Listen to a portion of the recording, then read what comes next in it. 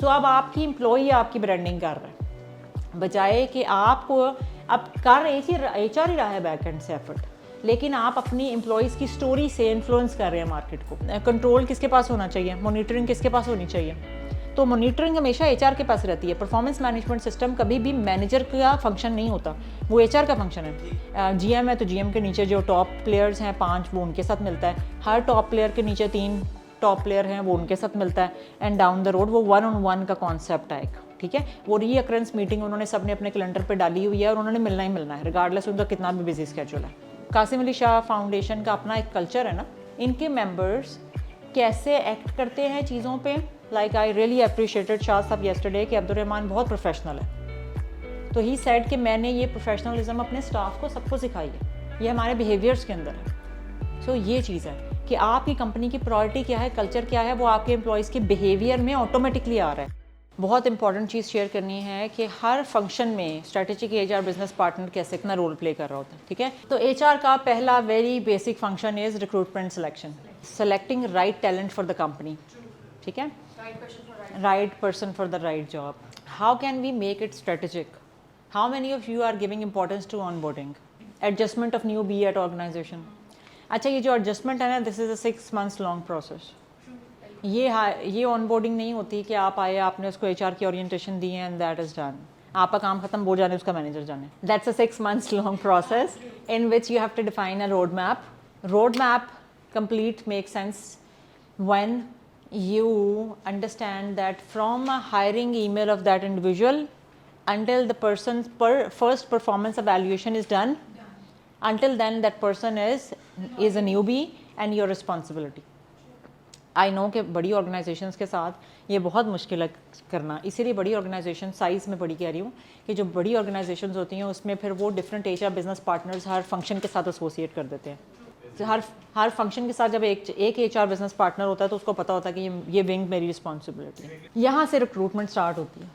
Focus on what you need, right person, क्या skill set चाहिए, क्या एटीट्यूड चाहिए, क्या बिहेवियर चाहिए, what company is looking for, from where कहाँ से मिलेगा वो बंदा या बंदी, वो राइट सोर्सिंग क्या है, वो सोर्स आपको पता है। क्या आईटी का बंदा और टेक्सटाइल का बंदा एक ही जगह से मिलेगा? नहीं मिलेगा ना। तो हमारे एक सर्टन लिंक्डइन पे, व्हाट्सएप पे, फेसबुक पे ग्रुप्स हैं, क्या आईटी वाले न्यूज़पेपर में ऐड देते हैं? नहीं देते, राइट। सो इस तरह आपको अपना सोर्स पता होना चाहिए। Then how to attract, market में क्या हो रहा है, आपको सिमिलर काइंड ऑफ जो कंपनीज़ हैं आपकी वो क्या कर रही हैं, ठीक है। आपको अपने टैलेंट का, ऑडियंस का पता होना चाहिए, उस ऑडियंस को क्या मैटर करता है। अगर आप मिलेनियल्स हायर कर रहे हैं, मिलेनियल्स समझते हैं ना, वो जो अवाम है, क्या आप उनको ये कह के रोक सकते हैं या हायर कर सकते हैं या अट्रैक्ट कर सकते हैं कि हम आपको कंपनी में शेयर देंगे? Are they interested in your shares? They do not want long term commitment with associate with that company. उनको बिलोंगिंग नहीं चाहिए कंपनी के साथ, उनको फ्लेक्सिबिलिटी चाहिए। हमने मल्टीपल, हमारे सोर्स ऑफ इनकम है, हम पढ़ रहे हैं, हमने ये भी करना है, हमने वो भी करना है, हमारी अपनी भी पर्सनल लाइफ है, हमारी सोशल भी लाइफ है, तो हमने स्टक होकर नहीं बैठना आपके साथ। हमें फ्लेक्सिबल आवर्स थे। फ्लेक्सिबल आवर्स आप उनको किस तरह से देंगे? अपनी जॉब ऐड को उस तरह से डिज़ाइन करके, और जनरली कंपनी में फ्लेक्सिबिलिटी पर प्रोवाइड करके भी। ऐसा नहीं है कि आपने उनको अट्रैक्ट कर लिया बाद में वो चीज़ ही ना हो वहाँ पे, ठीक है। तो यहाँ पे आपने ये चीज़ क्लियर, क्या चाहिए, कहाँ से मिलेगा, कैसे अट्रैक्ट करना है, आपको अपनी राइट टारगेट ऑडियंस का पता होना चाहिए। अट्रैक्ट कैसे करना है, जेनेरिक उस मार्केट को, उस ऑडियंस को, उस टारगेट ऑडियंस को क्या सूट करता है। अगर आप इंटर्न्स हायर कर रहे हैं, स्टूडेंट्स हायर कर रहे हैं, तो आपने उनको फ्लेक्सिबिलिटी देनी है, क्योंकि उन्होंने पढ़ना होगा, उन्होंने सर्टिफिकेशंस करनी होंगी, उन्होंने आगे सीखना होगा, उनकी वो एज होगी, वो करना चाहते हैं। तो उस टाइम फ्रेम में आप ये नहीं कह सकते कि नहीं मैं तो कंपनी में तुम्हें शेयर्स दूंगा, या मैं तुम्हें ये वाली जिम अलाउंस पॉलिसी दूंगा, या ये दूंगा, और वो उसके लिए कोई अट्रैक्शन नहीं है। लेकिन अगर आप फाइनेंस का, ऑडिट का, लेट्स से कि 15 साल के एक्सपीरियंस्ड बंदे को हायर कर रहे हैं, तो फिर आपका ये स्टॉक मार्केट वाला कॉन्सेप्ट बहुत अच्छा चलेगा, आपके शेयर्स वाला बहुत अच्छा चलेगा। वो कहेगा जी मुझे बिलोंगिंग चाहिए, मेरे इस टाइम 2 बच्चे हैं, मुझे स्टेबिलिटी चाहिए, ठीक है। तो आपने अपनी ऑडियंस ज़रूर पिक करनी है। प्रोबेशन का हिस्सा ही है, प्रोबेशन आप समझ लें ऑनबोर्डिंग का एक हिस्सा है, ठीक है। मैं आपको क्विकली सा एक बात बताती हूँ कि हमने internship plan, extensive internship plan बनाया, उनका हमने रोड मैप बनाया। रोड मैप हमने उनको पहले हफ्ते में प्रेजेंटेशन दे के बता दिया है इंटर्न्स को, उनके मैनेजर्स को, उनके मेंटोर्स को कि ये आपका रोड मैप है। रोड मैप ये है कि आप पहले हफ्ते में ये करेंगे, पहले महीने में ये करेंगे, दूसरे महीने में आपसे ये एक्सपेक्टेड है। लेट्स से क्विकली एग्जांपल भी दे देती हूँ। पहले हफ्ते में आपकी एचआर की ओरिएंटेशन हो जाएगी, आपके सारी इंटरनल जितने भी कनेक्शन से मीटिंग होनी चाहिए वो आपको कनेक्ट कर दिया जाएगा, जितने भी स्टेक होल्डर्स हैं आपके साथ एक बडी एसोसिएट कर दिया जाएगा, जिसको आप बडी कह लो, मेंटोर कह लो। उस मेंटोर और बडी ने बेसिकली आपको थ्रू आउट हेल्प करनी है, ट्रैक रखना है कि how you are doing at work. ठीक है, एक महीने के अंदर आपने सिक्योरिटी इन्फॉर्मेशन की सारी ट्रेनिंग्स कर लेनी है, क्योंकि कंपनी जो है वो सिक्योरिटी भी ज़ीरो टॉलरेंस पॉलिसी है। आपने एचआर की सारी पॉलिसीज़ पढ़ लेनी है, एक्नॉलेज कर देना है। अपनी डोमेन से रिलेटेड जितने भी डॉक्यूमेंटेशन है वो 2 महीने के अंदर आपने पढ़ लेनी है, एक्नॉलेज कर देना है। अगर कोई डाटा अवेलेबल नहीं है तो बता दें टाइम से अपने मैनेजर को। ठीक है, आपकी पहली इनफॉर्मल, आपकी पहली फॉर्मल डिस्कशन इस टाइम फ्रेम में होगी। ठीक है, आपके साथ पहला सर्वे एचआर की तरफ से इस टाइम फ्रेम में किया जाएगा कि आप कैसा परफॉर्म कर रहे हैं। आपको रिसोर्सेज की, गाइडेंस की, किसी चीज़ की ज़रूरत तो नहीं। ठीक है, आपकी कम्युनिकेशन की ट्रेनिंग इस टाइम पे होगी, आपकी टीम बिल्डिंग की ट्रेनिंग इस टाइम पे एचआर स्केड्यूल करेगा। आपकी एक सोशल एक्टिविटी हम अरेंज करेंगे जिसके अंदर आप पूरी कंपनी से इंटरेक्ट करेंगे, अपने हर डिपार्टमेंट से एक डिफरेंट बंदा पिक करेंगे, उसको इंटरव्यू करेंगे, and so on so forth. ठीक है, ये मैंने आपको एक पूरा बताया है कि एक रोड मैप आप डिज़ाइन करते हैं एक हायरिंग के लिए और आप उसका ट्रैक रखते हैं। Now this is very important to understand कि ये खाली रोड मैप उस शख्स के लिए नहीं बनाना जो लीडरशिप लेवल पे आया है। Every employee is VIP employee. और आजकल तो ज़माना ही वही है कि आपका जो आपकी अपनी ब्रांडिंग से इतना फ़र्क नहीं पड़ता जितना आपकी एम्प्लॉय की तरफ से जो ब्रांडिंग आ रही होती है। इसका मैं आपको लेटेस्ट ट्रेंड्स बताती हूँ। आजकल लेटेस्ट क्या ट्रेंड चल रहा है ब्रांडिंग का? एचआर नहीं ब्रांडिंग करता, अपने एम्प्लॉय से कहता है। एम्प्लॉयज़ को टेस्टिमोनियल बनाता है, एम्प्लॉय का रिकॉर्ड करता है वीडियो कि मैं स्टुअर्ट पाकिस्तान में काम करता हूँ और I am looking for senior automation engineer, I am working in this organisation, I know these people are awesome, they have growth mindset. If you are the one who want to shine out in such kind of culture and looking for a team who would flourish you and help you on as per international standards, you are at the right place. Apply it here. ठीक है, अब आपकी employee आपकी branding कर रहा है, बजाय कि आपको अब कर एचआर ही रहा है बैक एंड से एफर्ट, लेकिन आप अपनी एम्प्लॉयज़ की स्टोरी से इन्फ्लुएंस कर रहे हैं मार्केट को। मैं वही बात करने लगी हूँ कि अगर आप एचआर ही बैक एंड से ये कर रहे हैं, तो अगर एचआर सिर्फ इसको for the sake of branding कर रहे हैं और उस बंदे से करवा रहा है जो कि एवेंचुअली आपके बारे में अच्छा नहीं बोलता, तो ये बहुत बाउंस बैक करेगा आइडिया।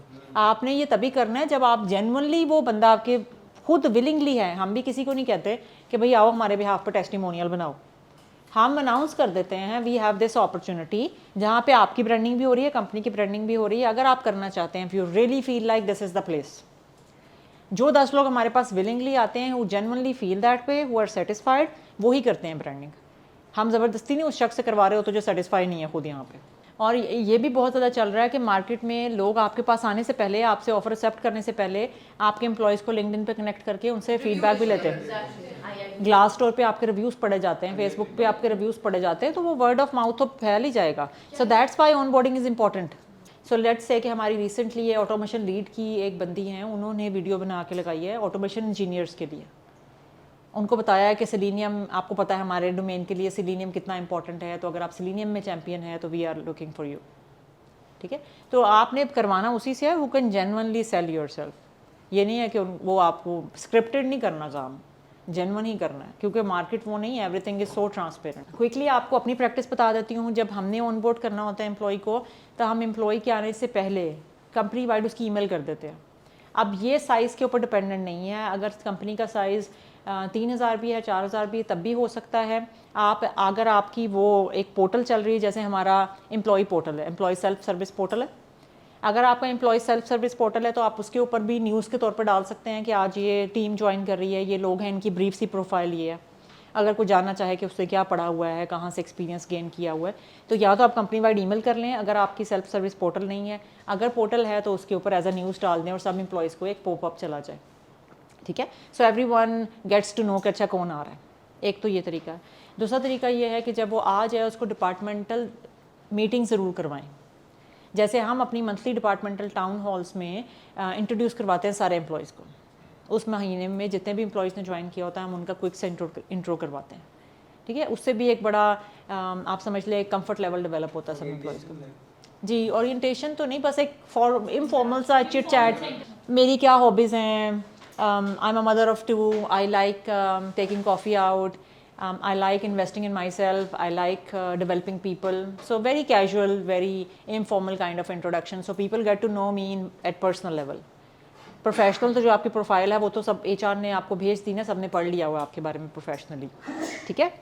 अच्छा, this is about recruitment. Second function, very important function of HR is performance management. Performance management क्या है? जैसे आप अभी बता रहे थे कि आप परफॉर्मेंस मैनेजमेंट की ग्लोबल HR ऑफिसर हो। परफॉर्मेंस मैनेजमेंट है क्या? अच्छा, this is a systematic approach and ongoing approach to make sure that everyone who is working at an organization is connected with company's vision and whatever he or she is doing is making any impact in fulfilling the organization goals.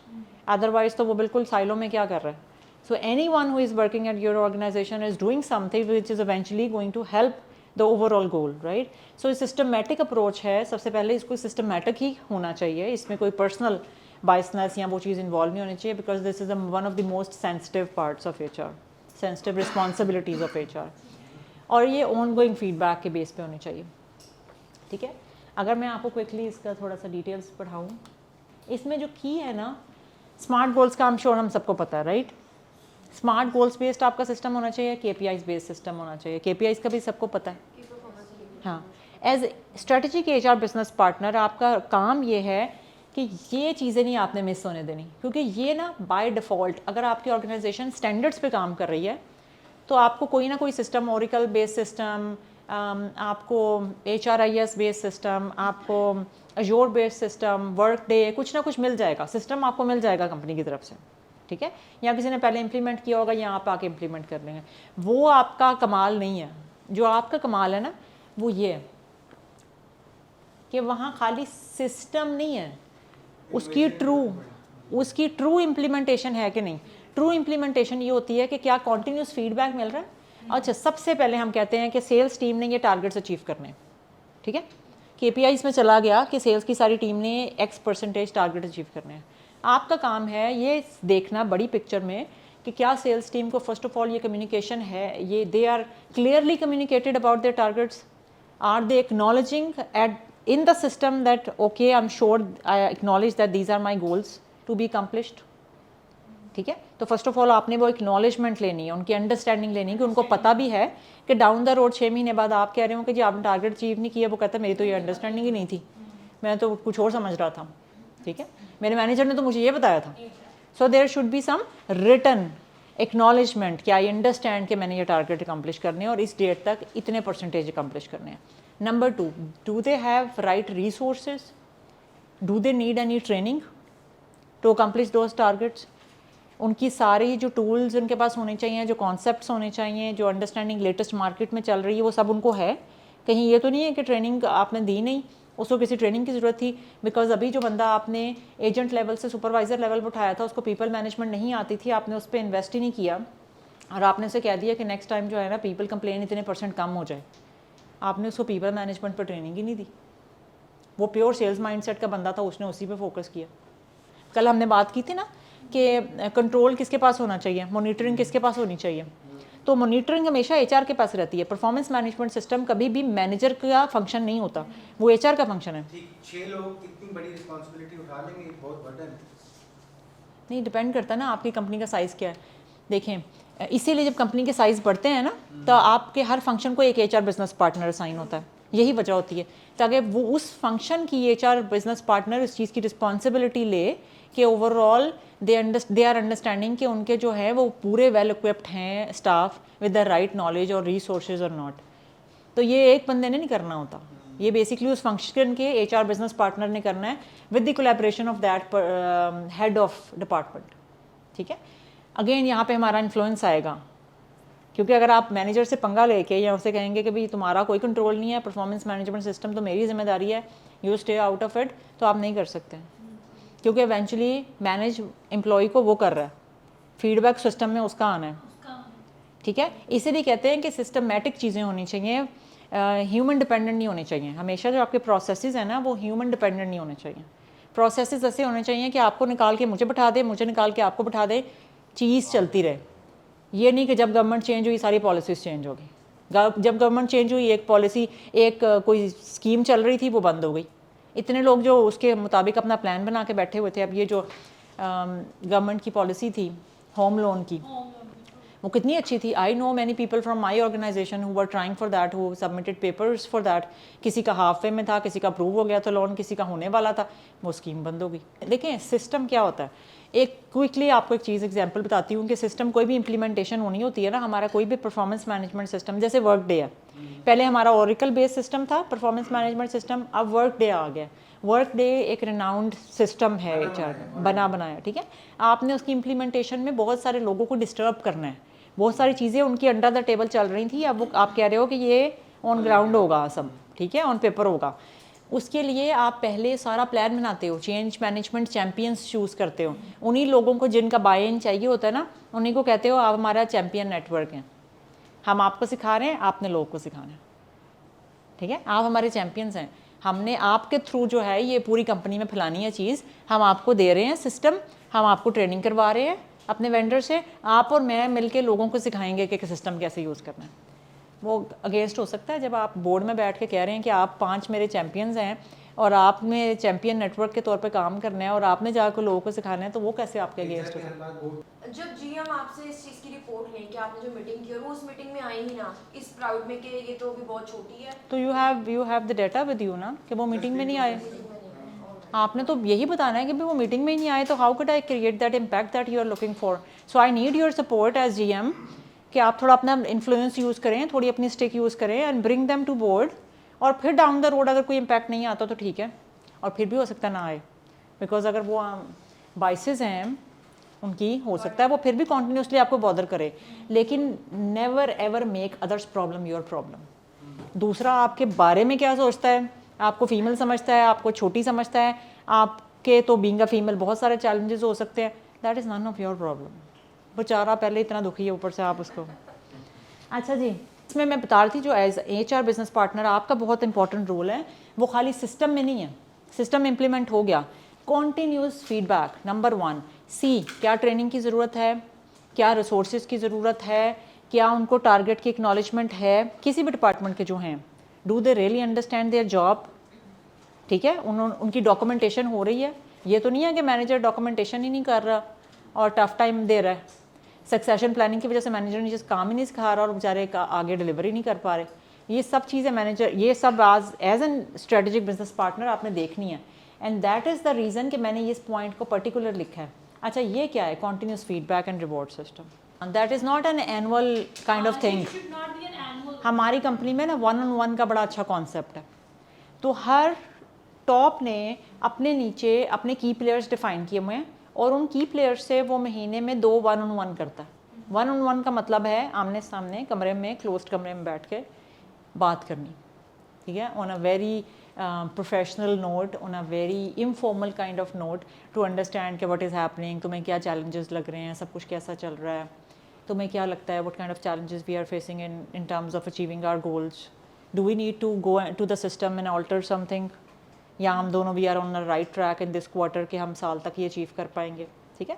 तो जैसे GM है तो GM के नीचे जो top players हैं 5, वो उनके साथ मिलता है, हर टॉप प्लेयर के नीचे 3 टॉप प्लेयर हैं, वो उनके साथ मिलता है, एंड डाउन द रोड वो 1-on-1 का कॉन्सेप्ट है एक, ठीक है। वो रीअकरेंस मीटिंग उन्होंने सबने अपने कैलेंडर पे डाली हुई है और उन्होंने मिलना ही मिलना है, रिगार्डलेस उनका कितना भी बिजी स्केड्यूल है, वो आपके ऊपर डिपेंड करता है कि आप वो रीअकरेंस कितनी डालते हैं, ठीक है। तो सिस्टम में टारगेट्स आ गए, एक्नॉलेजमेंट हो गई, आपने ट्रेनिंग डिफाइन कर ली, कॉन्टीन्यूसली उसका चेक करें, check the pulse of that. आप पल्स कैसे चेक करनी है, अगर कोई अच्छा काम कर रहा है तो क्या राइट रिवॉर्ड राइट अवे मिल रहा है, अगर नहीं काम कर रहा तो क्या डिसिप्लिनरी कुछ हो रहा है उसके अगेंस्ट। कहते हैं कि बड़ी फेमस एक सेइंग है कि इतना किसी चीज़ का बुरा असर नहीं होता जो इस चीज़ का होता है कि आपका साथ वाला बुरा कर रहा है, बैड बिहेवियर, टॉक्सिक बिहेवियर है, और आपका मैनेजर कोई एक्शन नहीं ले रहा। इससे ज़्यादा वर्स्ट कुछ इम्पैक्ट नहीं करता कल्चर को स्पॉइल करने में। तो क्या एज एन HR आप ये समझते हैं कि जो एम्प्लॉई एक टॉक्सिक बिहेवियर वाला है उसके खिलाफ डिसिप्लिनरी एक्शन हो रहा है, जो सारे देख रहे हैं? आप एक एग्जाम्पल सेट कर रहे हो, अच्छी एग्जाम्पल भी, जो टारगेट्स अचीव कर रहा है, जो अच्छा बिहेवियर रख रहा है, कॉम्पिटेंसीज पे पूरा उतर रहा है, उसको राइट टाइम पे रिवॉर्ड मिल रहा है। और जो नहीं कर रहा तो क्या उसको अंडरस्टैंडिंग हो रही है? क्या कोचिंग का इशू है? कोच करें। अगर टॉक्सिक बिहेवियर का इशू है तो उसका प्लान बनाएं अपना, ठीक है जी। And look at the managers capability, this is very important. Managers क्या आपके केपेबल हैं? Do they understand they are in a managerial role? क्यों? मैनेजर्स ने उनके साथ फीडबैक शेयर करना है। क्या आपके मैनेजर्स को कभी ट्रेनिंग मिली है कि फीडबैक कैसे शेयर करते हैं? क्या आपके मैनेजर्स को पता है कि फीडबैक शेयर करने के लिए टोन कौन सी होनी चाहिए, रेपो कौन सी होनी चाहिए, एक फ्रेमिंग कैसे करनी है? उसकी वजह यह है ना कि HR टीम मैनेजर्स की ट्रेनिंग पे कोई काम नहीं करती। वो कहते हैं हमारे मैनेजर्स तो लीडरशिप टीम तो हमारी पढ़ी पढ़ाई है, हम इनको ट्रेनिंग में शामिल करेंगे, ये कहेंगे अच्छा हमें ट्रेनिंग की ज़रूरत है। यही तो कल्चर आपने डेवलप करना है as strategic HR business partner, कि you and I need to keep learning, keep evolving, keep growing with company priorities. आप और मैं कोई बाहर नहीं है इस सर्कल से, आपके ऊपर भी डेवलपमेंट का उतना ही है, जिम्मेदारी है कि आपने डेवलप करना है अपने आप को जितना आप अपने एम्प्लॉई से एक्सपेक्ट कर रहे हैं। तो अगर आपके एम्प्लॉई ने 40 hours in a year spend करना है अपनी पर्सनल डेवलपमेंट पे, प्रोफेशनल डेवलपमेंट पे, तो आपका भी वही गोल है। हमारी कंपनी में ऐसा ही है, CIO से लेके बॉटम तक 40 आवर्स ट्रेनिंग प्रोग्राम का गोल है। That is part of performance management system. 40 hours 40 hours जी 40 आवर्स में, हाँ मंथली। सो 40 आवर्स का जो गोल है मंथली, वो इसका मतलब ये है कि कंपनी आपको टाइम भी देगी, रिसोर्सेज भी प्रोवाइड करेगी, लेकिन आपके अंदर भी एनर्जी होनी चाहिए कि आप भी कुछ ना कुछ देख के अपने आप को वैल्यूएट कर रहे हैं, कॉन्टीन्यूसली इवॉल्व कर रहे हैं। प्लीज़ मेक श्योर कि आप अपने मैनेजर्स की ट्रेनिंग ज़रूर करें। लीडरशिप की training is very important role of HR। ये हिडन बाइसेस का कॉन्सेप्ट क्या पता है लोगों को बाहर? अनफॉर्चुनेटली नहीं पता ना, लोग नहीं अवेयर होते कि अच्छा बाइसेस का क्या मतलब है। वो अपने किसी एक रिसोर्स के इतने क्लोज होते हैं, उसी के साथ खाना खाते हैं, 5 लोग फील करते हैं कि हमें पता नहीं आइसोलेशन में रखा हुआ है, हमें पता नहीं हमारा मैनेजर पसंद नहीं करता। मैं अपनी या तो पूरी टीम के साथ खाना खाती हूँ या किसी एक के साथ भी नहीं खाती। अच्छा जी, अब नेक्स्ट फंक्शन है जी लर्निंग एंड डेवलपमेंट। HR का बहुत इंपॉर्टेंट फंक्शन है ट्रेनिंग एंड डेवलपमेंट का, ठीक है। सबसे पहला ये स्टेप है, ट्रेनिंग का प्रॉब्लम भी है कि नहीं? आपके मैनेजर ने कह दिया कस्टमर सर्विसेज, मेरे 5 लोग कस्टमर सर्विसेज में वर्स्ट परफॉर्म कर रहे हैं, इनकी कस्टमर सर्विसेज की ट्रेनिंग करवा दें। TRG का, मार्केट का, ब्रिटिश स्कूल का कोई ट्रेनर लाएं, इनकी इंग्लिश की ट्रेनिंग करवाएं, इनकी स्क्रिप्टिंग करवाएं, इनको ज़रा इंग्लिश की वोकैबुलरी सिखाएं, ठीक है। क्या आप जाएं और एज एन ऑर्थोडॉक्स HR ना, आप तो बस जाएं और जो ट्रेनर ढूंढना शुरू कर दें मार्केट में, कॉस्टिंग करें और ट्रेनिंग एग्जीक्यूट करवा दें। लेकिन as HR strategic business partner आपने ये नहीं करना। आपने सबसे पहले ये फिगर आउट करना है खुद कि क्या ये चैलेंज है। अच्छा, डाउन द रोड आपने डिग आउट किया तो आपको पता चला, आप बैठे, कैसे करना है फिगर आउट, कैसे करना है? ऑब्जर्व करके। ऑब्जर्वेशन हो सकती है, फीडबैक हो सकता है, सर्वेज हो सकते हैं, बहुत सारी चीज़ें हो सकती हैं, बट लेट्स से कि ऑब्जर्व की बात करते हैं। आप ऑब्जर्वर के तौर पर साथ बैठे और आपने फिगर आउट किया कि जब एक बंदा कॉल पे as a service desk technician, engineer अपनी एप्लीकेशन को, अपने क्लाइंट को सेल कर रहा है तो सॉफ्टवेयर इंतहाई स्लो है। अब जब वो वहाँ से आपका क्लाइंट फ्रस्ट्रेटेड हो रहा है तो आपका सिस्टम ही इतना स्लो है, आपका एप्लीकेशन ही इतनी स्लो है, उसके अंदर परफॉर्मेंस टेस्टिंग के इश्यूज़ हैं, वहाँ से उन दोनों की आपस में हो गई है, उस बंदे को मैनेज नहीं करना आ रहा, वो कह रहा है मैं कितना डिले करूँ क्लाइंट को, उसमें वो कहता है आपका तो एजेंट ही बेकार है। वहाँ बैठे क्लाइंट को तो नहीं पता ना कि आपका एजेंट बेकार नहीं है, आपका सिस्टम बेकार है। तो असल में आपकी इन्वेस्टमेंट सारी होनी थी, वो ट्रेनिंग पे नहीं होनी थी, वो सॉफ्टवेयर पे होनी थी, वो आपकी एप्लीकेशन पे होनी थी। ये आप 2-3 तरीक़ों से कर सकते हैं, बट आपकी जिम्मेदारी ये है, ये नहीं कि जाओ और कंपनी का खर्चा किया और बस ट्रेनिंग अरेंज करवा दो, ठीक है। सेकंड, ये वो नीड असेसमेंट की जो हम बात करें कि एक्चुअली क्या करना है, ठीक है। ये एक्चुअली मैंने किया था, मेरे एक मैनेजर ने, हेड ऑफ़ IT ने कहा कि हमारा जो सिस्टम एनालिस्ट नया आया ना, वो बिल्कुल फारिग, मज़ा ही नहीं आ रहा उसके साथ काम करने का। आई वाज लाइक यार इतना पढ़ा लिखा बंदा हायर किया है, बड़ा अच्छा मेरा भी उसका व्यू है, उसने बड़ा अच्छा परफॉर्म किया था स्टार्टिंग में इंटरव्यूज़ में।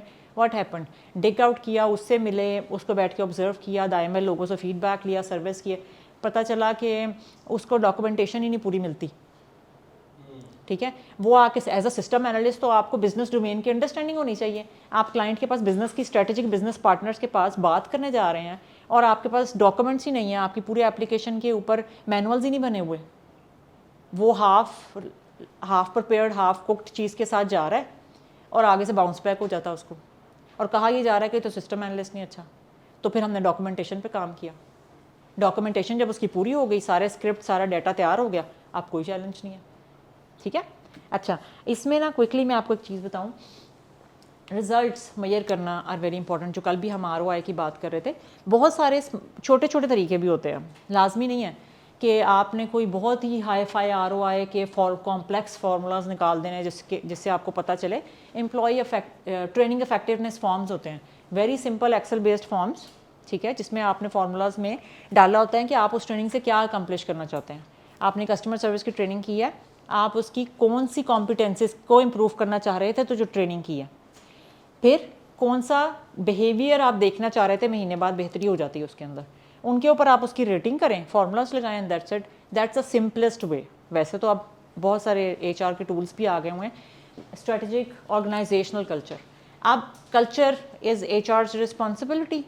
कल्चर मैंगो पार्टीज़ खाली, वैसे उसकी मैंगो पार्टीज़ की अपनी इंपॉर्टेंस है, बट खाली मैंगो पार्टीज़, खाली ऑरेंज पार्टीज़ नहीं है।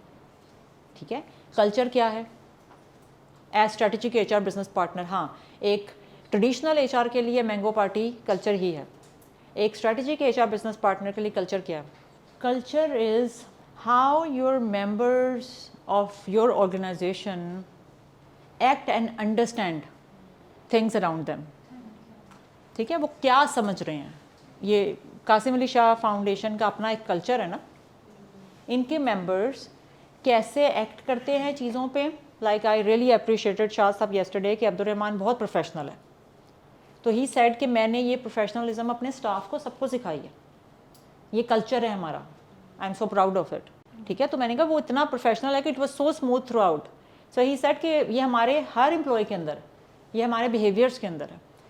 सो ये चीज़ है कि आपकी कंपनी की प्रायोरिटी क्या है, कल्चर क्या है, वो आपके एम्प्लॉयज़ के बिहेवियर में ऑटोमेटिकली आ रहा है। आपको कंप्लाइंस का डंडा नहीं लेना पड़ रहा है, वो ऑटोमेटिकली आ रहा है। क्यों, मैं बताती हूँ क्यों। अच्छा जी, कंपनी की विजन, मिशन और वैल्यूज़ खाली दीवारों पे नहीं लिखी हुई, आपको एक्चुअली पता है कि क्या है वैल्यू। मैं अपनी कंपनी में वैल्यू ड्रिवन कैंपेन करती हूँ, वैल्यू ड्रिवन बिहेवियर कैंपेन। हर महीने हम एक अपनी कंपनी की वैल्यू को पकड़ते हैं, उसके ऊपर बात करते हैं, उसकी डेफिनेशंस क्या हैं, लोग उसके बारे में क्या समझते हैं, what kind of behaviours are encouraged under the umbrella of that value. Let's say team building. Team building आपकी कंपनी की टीम वर्क एक वैल्यू है। इस वैल्यू का मतलब क्या है? ठीक है, क्या कौन से बिहेवियर हैं जो इनकरेज किए जाएंगे और कौन से बिहेवियर इनकरेज नहीं किए जाएंगे।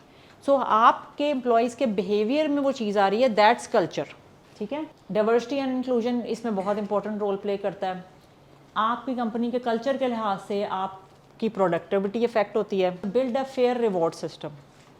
अगर आप बात कर रहे हैं कि इंटेग्रिटी इज़ माई वैल्यू और अंदर रिवॉर्ड सिस्टम ही नहीं है, कोई कितना भी टॉक्सिक है, आप उसके ऊपर कोई एक्शन नहीं ले रहे बिकॉज ही और she is head of department, because वो तो 15 साल से हमारे साथ है, इसका मतलब वो कुछ भी करे, तो फिर आपकी इंटेग्रिटी का कोई फ़ायदा नहीं है। ठीक है, सिमिलरली आप भी ऐसे इनिशिएटिव्स अपने कंपनी में लें जिसमें आप वैल्यू के ऊपर बात करें कि वैल्यूज़ का मतलब क्या है।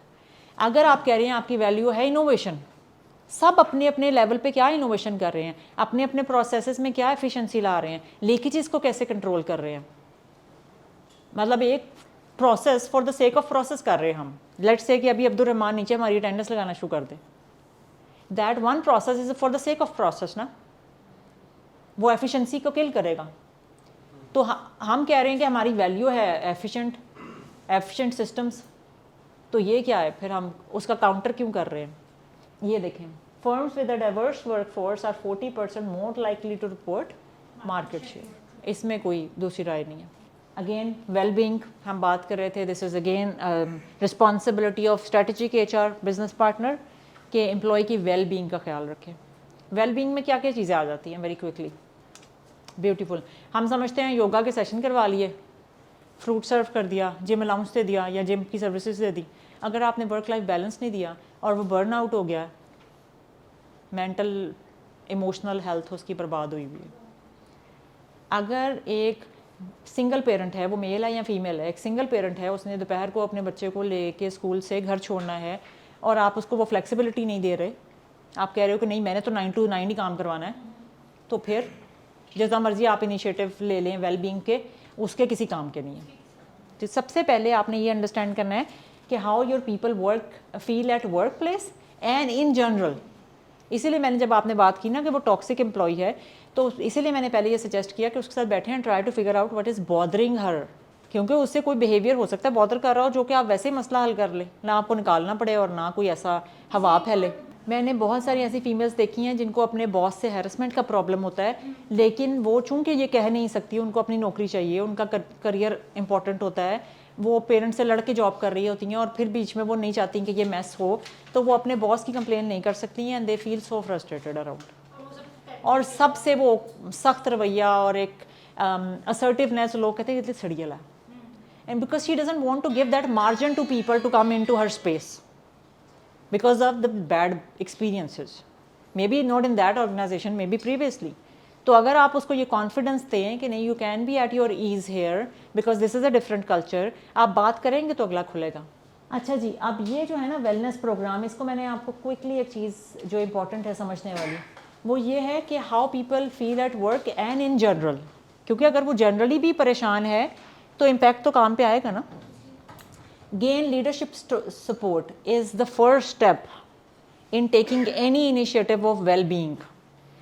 आप कह रही हो कि मेरा मैनेजर या बोर्ड नहीं समझ पा रहा कि जिम अलाउंस की क्या इंपॉर्टेंस है, जिम की क्या इंपॉर्टेंस है, नहीं समझेगा अगर लीडरशिप की सपोर्ट नहीं है। आपका सीईओ आपके साथ नहीं है, उसका जहनी वेलनेस वाला नहीं है, वो नहीं इसकी इंपॉर्टेंस को समझता, तो आप जितना मर्जी स्ट्रगल नीचे करते रहेंगे, ऊपर से सपोर्ट नहीं है। Support is the first step. Burn out को फिगर आउट करें, कहाँ उसकी मेंटल बर्न आउट हो रहा है, वर्क लाइफ बैलेंस दें। हेल्दी एक्टिविटीज़ जो मैं अपनी कंपनी में करवाती हूँ वो यही है कि हमने वॉक का इनिशिएटिव लिया हुआ है, पूरी कंपनी में अलार्म बजता है 2:15 से 2:30 तक कि ये वो टाइम है, सारे उठो जाओ वॉक करके आओ, ठीक है। जब गर्मियाँ होती तो हम शाम के टाइम कर देते हैं, रिगार्डलेस आप कितने बजे इंपॉर्टेंट चीज़ में हैं, you can go and have your walk, that's healthy, ठीक है। इसी तरह फ्रूट्स, बिल्कुल भी कोई स्नैक्स को चीज़ें सर्व नहीं होंगी, जितनी भी स्नैकिंग सर्व होगी वो सारे फ्रूट्स की शेप में सर्व होगी, ठीक है। On a very nice way, not being sarcastic और समथिंग, हम एक दूसरे को फीडबैक देते हैं, यार लगता है आजकल तुमने तेल खाना शुरू कर दिया है, तेल तुमने खाने में डालना शुरू कर दिया ज़्यादा, यार you look so smart without it, without this heavy tummy, थोड़ा काम करो, ठीक है। तो आप बहुत अच्छे तरीके से भी किसी को इन्फ्लुएंस कर सकते हैं, लाजमी नहीं आपने कहना कि तुम कितने मोटे हो गए, क्या पेट निकाला हुआ, उसको देखो फलां कैसे है, ठीक है। तरीका होता है ना, इसलिए कहते हैं अपने बच्चों को कभी एक दूसरे के साथ या किसी के साथ कंपैरिजन ना करें। अच्छा जी, जैसे अभी हम जैसे फ्लड रिलीफ कैंपेन पे हम सब काम कर रहे हैं, आई एम श्योर आप भी अपनी कंपनीज में काम कर रहे होंगे, जो एम्प्लॉयर कर सकता है एम्प्लॉयर करे, जो एम्प्लॉय कर सकता है अपनी कैपेसिटी में वो करे। This gives an impression to outside world and your employees that you are genuinely concerned what is happening around, ठीक है। और ये खाली हम यहाँ नहीं करते, हमारे यूएस में भी जब हरिकेन आया था, हमारे ऑफिस के लोग इम्पैक्ट हुए थे, तो हमने यूएस भी पैसे भेजे थे अपने यूएस वालों को, हालांकि उनके लिए वो अमाउंट बहुत थोड़ी थी क्योंकि हमारी तरफ से पीके में डॉलर में कन्वर्ट होके गई थी, but at least we had that campaign here, और यूएस के लोगों ने, हमारी टीम मेंबर्स ने बहुत अप्रिशिएट किया था इस चीज़ को। Support campaign for any employee need, quick से एग्जांपल देती हूँ, हमारे एक एम्प्लॉय को कैंसर से गुजरना पड़ा था, तो उसका जो ट्रीटमेंट था ना वो that was related to mental, एक तो होता है ना कैंसर, वो तो चलो दिमाग से निकल जाना था, बट एक उसके मैकेनिज्म और उसकी कॉग्निटिव एबिलिटीज़ को ना मशीन से चलाना था, ठीक है। That was a complex process, मुझे एग्जैक्ट नाम नहीं उसका आ रहा, फॉर हिम टू मैनेज। तो हमने कंपनी वाइड कैंपेन चलाई थी और हमने वो पैसे इकट्ठे कर लिए थे 1 महीने में, जो वो इंडिपेंडेंटली कभी नहीं कर सकता था अपने इलाज के लिए। तो ये चीज़ें जो आप एम्प्लॉय की उसकी प्रॉब्लम में काम आते हो ना, ये खुद आपने उसे एक एम्प्लॉय को नहीं रिटेन किया, हर वो बंदा जो समझता है कि मुझे लाइफ में प्रॉब्लम्स हो सकती हैं और मुझे ऐसे कल्चर में रहना है, आपने उन सबको रिटेन कर लिया। और हम हमेशा इसके ऊपर कैंडिडली बात करते हैं कि आपकी फैमिली और आपकी सेहत सबसे पहले है। कोविड में के दरमियान भी, प्री कोविड भी, पोस्ट कोविड भी, अपने एम्प्लॉयज़ की कभी भी ये ना फील होने दें, और वाकई ना फील होने दें, not to sake of like, कभी भी ये फील ना होने दें कि बट काम बहुत इंपॉर्टेंट है, तुम्हारी जो मर्जी सेहत है, पहुँचो काम करो, मतलब वो फ्लेक्सिबिलिटी प्लीज़ रखें, बिकॉज अगर आप ह्यूमन नहीं रहेंगे, अगर आप रोबोटिक करेंगे तो आपका एम्प्लॉय भी रोबोटिक ही करेगा आपके साथ। अच्छा जी, it's hard to be strategic if you can not be efficient, period. मैंने लिखा है स्पेशली, अगर आप एफिशिएंट नहीं हैं, आपके एचआर के प्रोसेसेस में एफिशिएंसी नहीं है, वो स्मार्ट तरीके नहीं है, वो वही 15 डॉक्यूमेंटेशन का आपने प्रोसेस रखा हुआ है, तो फिर आप स्ट्रेटेजिक काम नहीं कर रहे, आप ऑर्थोडॉक्स काम ही कर रहे हैं। ठीक है, अगर मैं क्विकली बताऊँ तो ये कुछ एप्लीकेशंस, जैसे आपके पास आपका एचआर एचआर सिस्टम होना चाहिए, है सबके पास? कोई ऐसा तो नहीं है जो एचआर सिस्टम के बगैर चल रहा है? अगर नहीं है तो अपने डेवलपर से कह के या किसी भी आउटसाइड डेवलपर से कह के आप बहुत सस्ते में बनवा सकते हैं, ज़रूर बनवा लें। आपकी एचआर की डाटा की इंटेग्रिटी भी रहेगी, कॉन्फिडेंशियलिटी भी रहेगी, और आपके पास एक एफिशिएंट वे भी आ जाएगा। एटीएस एप्लीकेशन ट्रैकिंग सिस्टम होता है, एचआर के पास, सबके पास है। हमारे पास जैसे कैट्स है, अब हमारे पास वर्कडे, कैट्स है मतलब नाम है सॉफ्टवेयर का, तो हमारे पास कैट्स है। इसी तरह वर्कडे होता है, इस तरह डिफरेंट टूल्स होते हैं। Application tracking system very quickly ये होता है कि सीवी, कौन सी सीवी है, किस एप्लीकेशन के अंडर गई है, मतलब किस जॉब के अंडर गई है, को किन किन लोगों के इंटरव्यूज़ हुए, उनका क्या क्या स्टेटस था, किस किस डेट पे, कब ऑफर हुई, कब डिक्लाइन कर दिया, कब एक्सेप्ट कर दिया, हॉट कैंडिडेट्स कौन से हैं, फ्यूचर कैंडिडेट्स कौन से हैं, ये सबके पास अपनी एप्लीकेशन होनी चाहिए। नहीं है तो ले लें, बहुत ईजी है, इसको बाहर से बनवाना भी बहुत ईजी है, अपने डेवलपर से भी बनवाना बहुत ईजी है। इन सब चीज़ों पे आप मुझसे व्हाट्सएप पे डिटेल में बात कर सकते हैं अगर बाद में करनी हो। Payroll system, again Excel based payroll system से बाहर आ जाएं, उसकी ऑथेंटिसिटी नहीं होती डाटा की, फ्यूचर में आपको बाय लॉ भी प्रॉब्लम होगी, और एनीवन कैन चैलेंज यू कि आपके कॉन्सेप्ट्स में भी प्रॉब्लम हो सकती है। Then this is learning management system, training and development से रिलेटेड। अगर आपकी कंपनी ट्रेनिंग एंड डेवलपमेंट पे बहुत इन्वेस्ट कर रही है तो उसका भी आपके पास एक प्रॉपर टूल होना चाहिए। ठीक है, बहुत सारे आपको मिल जाएंगे, वो तो आप रिसर्च करेंगे। shrum.org पे बहुत अच्छे टूल्स पड़े हुए हैं। ERP सिस्टम होना चाहिए, मैट्रिसेस, जो आप मैट्रिसेस या डैशबोर्ड्स बनाते हैं वो आप इजीली अपने सिस्टम्स में फैच आउट कर सकते हैं रिपोर्ट्स डिसीजन मेकिंग के लिए, जो कि चाहिए होंगे आपके लीडरशिप टीम को। Is that okay? Employee benefit, again compensation benefits HR का बहुत इंपॉर्टेंट हिस्सा है। ठीक है, इसमें जो करने वाली बात है ना वो ये है कि पैसा सबसे इम्पोर्टेंट चीज़ नहीं है, एज़ पर हार्वर्ड सर्वे, एज़ पर इंटरनेशनल सर्वेज। आज आप कोई भी सर्वे करवा ले, लेकिन वन ऑफ टॉप 5 हमेशा रहा है, टॉप पे नहीं रहा, one of the top 5 items में हमेशा रहा है। और स्पेशली अंडर डेवलप्ड कंट्रीज़ के लिए, हम सब के लिए ये प्रॉब्ली टॉप 3 में होगा। ठीक है, सो इस चीज़ को हमेशा एक इम्पोर्टेंस दें। जब आप अपने एम्प्लॉयज़ को बेनिफिट्स दे रहे हैं ना, डू द पल्स चेकिंग, सर्वे करवा के चेक ज़रूर करें अपने एम्प्लॉयज़ से कि उनको ये मैटर भी करता है कि नहीं। आप उनको दे रहे हैं इन पेशेंट, आपके पास है सारा यंग स्टाफ, वो कहता है यार मेरी कब शादी होनी है, कब मेरे बच्चे होने हैं, कब मैंने वो बेनिफिट्स अवेल करने हैं, इन पेशेंट वाले, OPD वाले, मेरे ओल्ड पेरेंट्स भी नहीं है, मैंने क्या करना है। वहाँ कहते हैं मैं तुम्हें 2 लाख के बजाय 4 लाख का मटर्निटी केसेस का तुम्हारे लिए पड़ा हुआ है, मैंने क्या करना है, मैंने तो अगले 10 साल शादी नहीं करनी, मैंने तो लर्निंग करनी है। तो उनकी इन्वेस्टमेंट जो है, उनके ऊपर जो इन्वेस्ट करना है वो सर्टिफिकेशन की मद में करें, ट्रेनिंग की मद में करें। वो यंग हैं, उनको जिम अलाउंस दें, ठीक है, उनको फ्लेक्सिबल आवर्स दें, so they can do something else for them. तो जो बेनिफिट्स है ना वो स्टैंडर्ड बेनिफिट्स नहीं होने चाहिए कि हर एक के लिए एक जैसी बेनिफिट्स दिए एंड दैट्स इट। फिर ये थोड़ा सा फिलॉसफी है, पे फॉर परफॉर्मेंस है, परफॉर्मेंस के अकॉर्डिंगली पे करें। ये नहीं होना चाहिए कि सबको स्टैंडर्ड पे कर रहे हैं, मार्केट के हिसाब से तो पे कर रहे हैं, लेकिन जो A क्लास परफॉर्म करे उसको A क्लास कॉम्पनसेशन दें, B को B क्लास कॉम्पनसेशन दें। ये आपकी इंक्रीमेंट्स में भी आता है कि जब इंक्रीमेंट दे रहे हैं तो percentages according to should be according to performance. Work anniversary के बोनसेस दिए जा सकते हैं, जैसे 5 साल गुजारे हैं आपके साथ, 10 साल गुजारे हैं। इसी तरह हमारी कंपनी में जैसे सपोर्ट अवार्ड है, कोई छोटा माइलस्टोन अचीव किया है, $50 का सपोर्ट अवार्ड है, $100 का सपोर्ट अवार्ड है। कोई बड़ा माइलस्टोन अचीव किया है, एनुअल डिनर में अवार्ड है। छोटी अप्रिसिएशन, कोई बिहेवियर को अप्रिशिएट करना है, टाउन हॉल में अप्रिशिएट कर देते हैं। कोई बड़ी चीज़ अप्रिशिएट करनी है, एनुअल डिनर जैसी चीज़ में कर देते हैं। सो ये छोटे और बड़े इनिशिएटिव आपके पास हमेशा होने चाहिए। किसी भी एक टॉपिक को जो आपको पूरे 2 दिनों में लगा कि नहीं ये मेरा वो area, I think I am lacking here, मैंने ये चीज़ फिक्स करनी है, उस पर आज रिसर्च कर लें, उसका मार्केट से आज एक मेंटोर पकड़ लें, उसके साथ एसोसिएट हो जाए। डाउन द रोड आपको पता भी नहीं चलेगा, 6 महीने बाद आप एक डिफरेंट पर्सन होंगे। क्योंकि किसी भी टाइम पे अगर हम अपने एरिया ऑफ इम्प्रूवमेंट को रियलाइज़ कर लें, सो दैट्स द की, और उसका प्लान बना लें। I would love to stay connected with you over LinkedIn और फेसबुक। कोई भी चीज़ आप इम्प्लीमेंट करते हैं और जिसमें आपको बाद में मेरी हेल्प चाहिए होती है, वो मुझे ज़रूर बताएं। जितना भी मेरे पास टाइम होगा, जो भी मेरी कैपेसिटी होगी, मैं इंशाल्लाह आपको ज़रूर रिस्पॉन्स करूँगी। Thank you very much, thank you, बहुत बहुत शुक्रिया।